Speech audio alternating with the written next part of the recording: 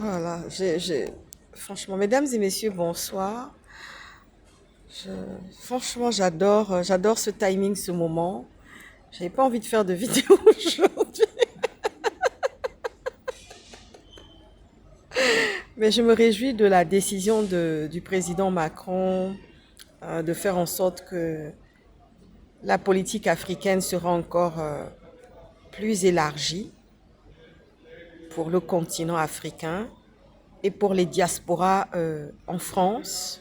Je me réjouis de ce timing et de ce moment et de la sagesse qui conduit le président Macron à nous propulser encore vers l'avant parce que nous sommes le continent le plus important, le continent où la jeunesse, la plus grande jeunesse est en Afrique, où les richesses sont tellement importantes, voyez-vous. Je ferme la parenthèse. Et je viens là ce soir encore parler notamment de la rentrée politique de M. Billy Binze. La rentrée politique de M. Billy Binze, qui est le troisième homme dans ce jeu politique qui va se dérouler pendant les 1 an, sont une réussite. La rentrée politique de M. Billy Binze est une réussite. Nous avons vu les anciens cadres du PDG se réunir autour de leur poulain avec succès, avec brio, quoi que les gens en disent. Voyez-vous, l'honnêteté intellectuelle doit primer, messieurs. Pas de gabégie. Et nous voyons aussi des pourceaux qui prennent part aussi à ce jeu politique, à ce moment où les candidats vont pouvoir monter sur le ring et candidater pour le fauteuil présidentiel à Libreville, au Palais du bord de mer. Et nous voyons aussi une flopée de gens qui sortent, qui vont, qui viennent. Bon, écoutez, c'est le jeu politique, c'est comme ça.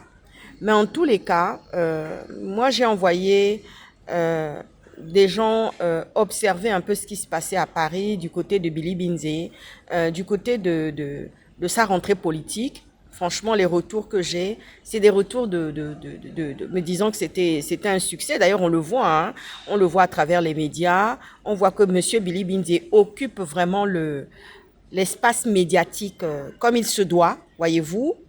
Et bon, c'est vrai que les PDGistes ont toujours su parler, mais ce qu'on leur reproche réellement, c'est parce que 55 ans de pouvoir, où ils n'ont rien fait, où ils ont laissé le pays à l'abandon, ils ont ruiné l'espoir des Gabonais, ils les ont même envoyés en captivité, hein. Ils ont laissé la bête venir s'installer et malmener le peuple gabonais qui est propriétaire des terres et des richesses minières du sous-sol.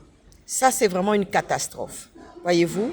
Mais en tous les cas, on connaît l'unité et l'humilité des PDGistes à se réunir parce que c'est des gens qui règlent.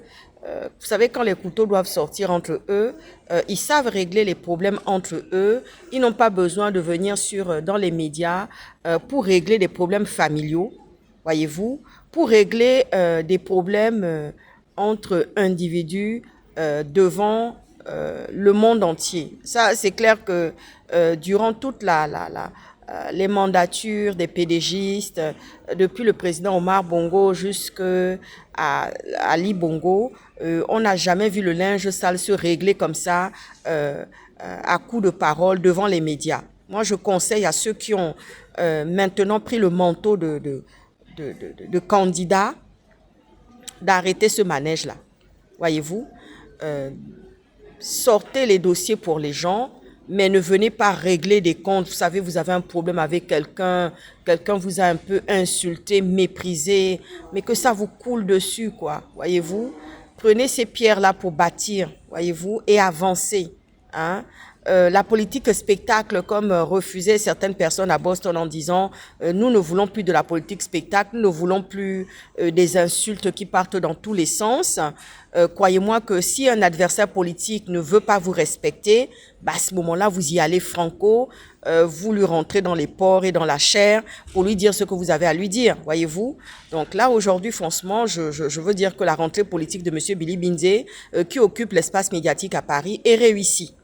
Voilà, c'est réussi. Tous les plateaux médiatiques veulent l'entendre, veulent le voir.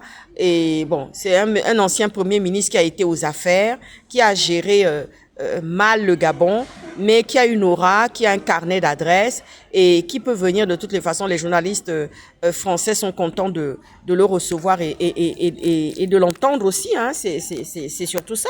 Parce que c'est des gens qui ont fait de la politique depuis très très longtemps, qui en ont les rouages et qui connaissent un peu les méthodes, la méthodologie, comment est-ce qu'il faut gérer tout ça.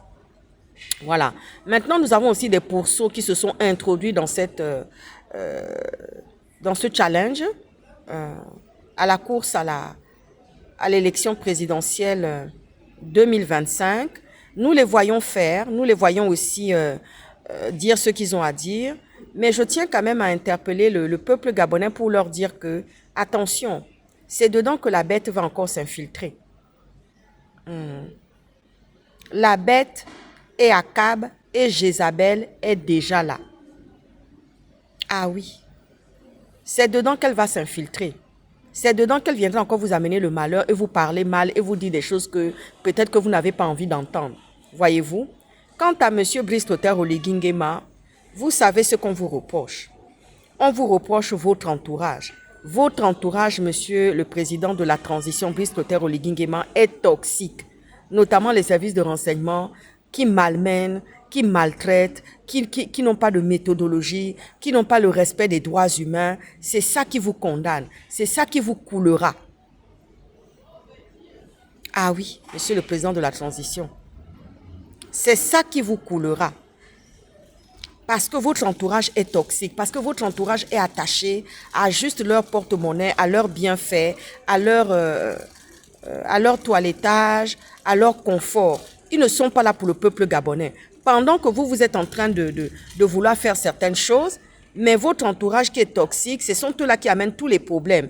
Mais quand même, vous n'allez pas nous dire que monsieur le président de la transition, vous n'avez pas la même mise. Parce qu'à un moment donné, le peuple va encore sortir pour se plaindre et dire nous en avons marre de cette maltraitance, nous en avons marre de toutes ces personnes de l'entourage de monsieur Brice Clotaire Oligui Nguema qui n'est pas tenu en laisse.